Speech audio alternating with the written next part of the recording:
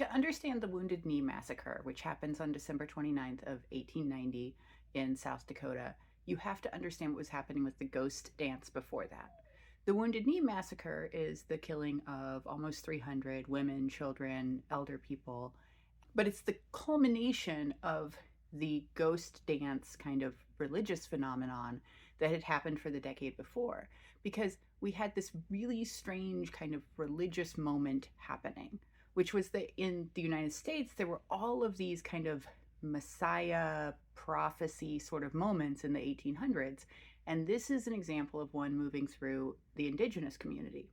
By this point, most people in all of these different indigenous communities and tribes had had exposure to Christianity, and they were seeing these other kind of prophecy movements. So they were being influenced by that, but they had kind of the indigenous theology behind it.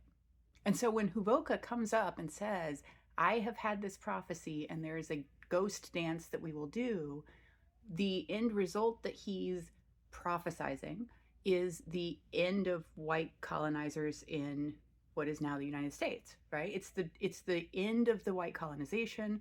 The prophecy goes that all of the people who have been doing the ghost dance will be like risen up physically, risen up from the earth, and a tsunami or tidal wave of earth, new earth, fresh earth will come through and cover everything. And the bison will come back, and the sweetgrass will come back, and everything will return to the way it was before white colonization. And this speaks so directly to what all of these different groups were needing, wanting, right? That the prophecy travels around through each of these like theologically different, culturally different indigenous groups.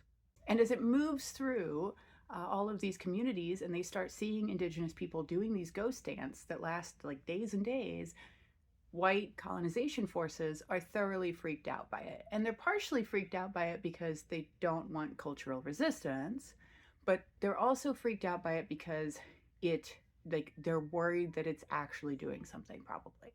On December 15th of 1890, they come in and there's a conflict and Chief Sitting Bull is killed in South Dakota. And then 2 weeks later, on December 29th, they come in and the Wounded Knee Massacre happens. But also, like all across the area, not as an actual rule from the US government, but from individual states and individual reservation policy, the ghost dance becomes illegal to do in kind of public space. And that was illegal until the New Deal era, probably 40 years later, where some of these cultural policies were revisited.